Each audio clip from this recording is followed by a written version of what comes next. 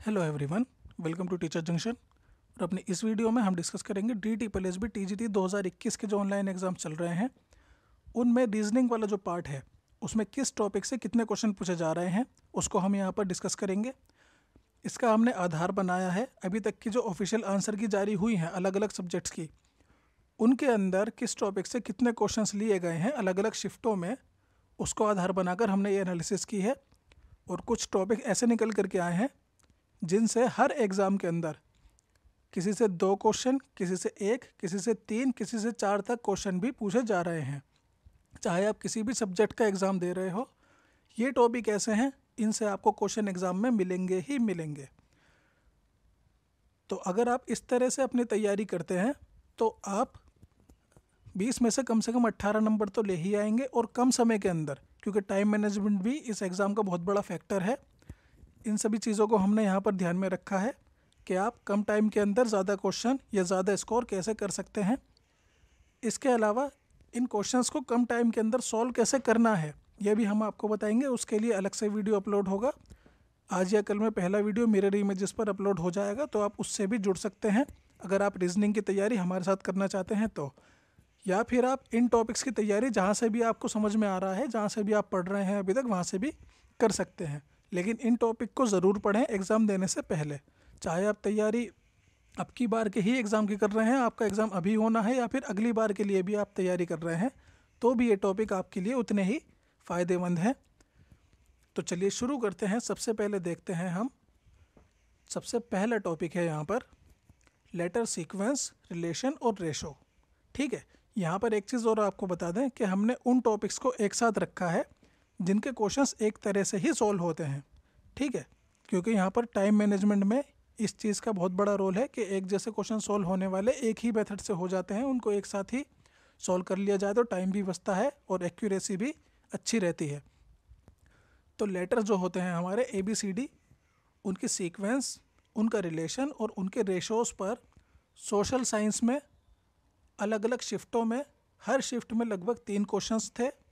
Maths में 4 questions, natural science में 4 questions और इंग्लिश में भी 4 क्वेश्चंस इन पर पूछे गए हैं हर शिफ्ट के अंदर रीजनिंग वाले पार्ट में। तो काफ़ी इंपॉर्टेंट टॉपिक है। इसकी तैयारी आप अच्छी तरह से करें, समझ करके करें और स्पीड मेंटेन करें। अगला टॉपिक आता है वेन डायग्राम और कॉमन शेप्स। इस पर सोशल साइंस में 2, मैथ्स में 3, नेचुरल साइंस में 3 और इंग्लिश में भी 3 क्वेश्चन आपको मिलेंगे ही मिलेंगे।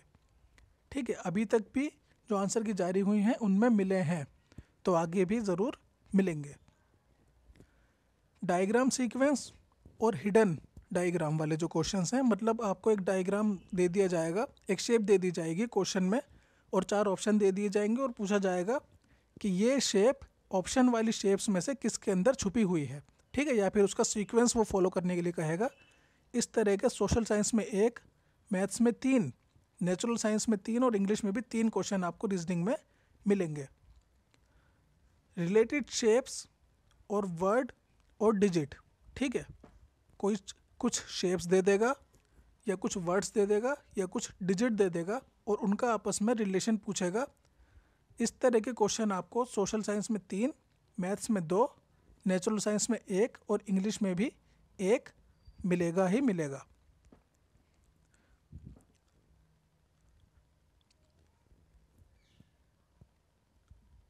लेटर और नंबर कोडिंग, साथ में जो हमारे स्पेशल कैरेक्टर्स होते हैं स्टार, हैश, @ इनको रिलेशन में कन्वर्ट करना। ठीक है, इस तरह के आपको सोशल साइंस में 2 क्वेश्चन, मैथ्स में 1, नेचुरल साइंस में 1 और इंग्लिश में 2 क्वेश्चन मिलेंगे ही मिलेंगे। और अदर सब्जेक्ट्स के लिए भी क्वेश्चन आपको इन पर मिलेगा, क्योंकि रीजनिंग वाला पार्ट तो कॉमन है ही। चाहे आप किसी भी सब्जेक्ट का एग्ज़ाम दे रहे हो, रीजनिंग तो आनी ही आनी है। अगला टॉपिक देखें तो वो है नंबर सीरीज़।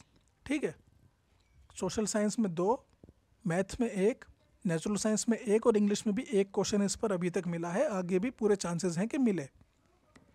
मिरर इमेज पर सोशल साइंस में 1, मैथ में भी 1, नेचुरल साइंस में 1 और इंग्लिश में भी 1 क्वेश्चन आपको मिरर इमेजेस पर मिलेगा।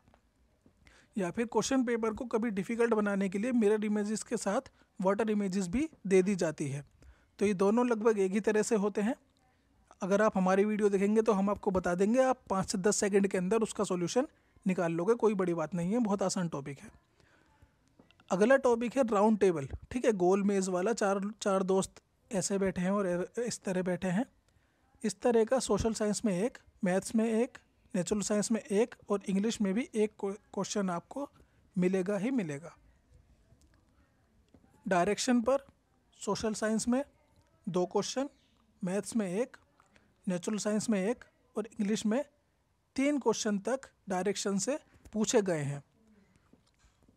असर्शन वाले जो क्वेश्चंस होते हैं, ठीक है, काफ़ी लंबा सा क्वेश्चन होता है, काफ़ी टाइम लगता है इसमें। इसको हमने लास्ट में इसलिए रखा है क्योंकि एग्ज़ाम में भी आप अगर इसको लास्ट में करें तो ज़्यादा बेहतर है, क्योंकि इसमें टाइम ज़्यादा लगता है। सोशल साइंस में 3, मैथ्स में 4, नेचुरल साइंस में 3 और इंग्लिश में भी 3 क्वेश्चन असर्शन वाले रखे गए हैं। पर्पज़ यही होता है एग्जामिनर का कि वो पेपर देने वाले की स्पीड चेक कर सके, क्योंकि इसमें टाइम लगता है पढ़ने में भी और सॉल्व करने में भी। कन्फ्यूज़न काफ़ी क्रिएट होता है इसके अंदर। एम्प्टी फील्ड वाला social science, maths, natural science और इंग्लिश में एक क्वेश्चन पूछा गया है, किसी में पूछा गया है और किसी में नहीं भी पूछा गया, तो ये इतनी इम्पोर्टेंस नहीं रखता। जो इम्पोर्टेंट टॉपिक हैं वो हमने एक सीरीज़ के अंदर ऊपर से नीचे की तरफ आपके लिए अरेंज किए हैं। अगर आप इस तरह से तैयारी करते हैं तो पूरी उम्मीद है कि आप आसानी से 20 में से 18 नंबर ला सकते हैं एक्यूरेसी के साथ, कम टाइम के अंदर। तो इनकी तैयारी ज़रूर करें। अगर हमारे साथ तैयारी करना चाहते हैं तो हमारे चैनल से जुड़े रहें। Thank you so much for watching and good luck.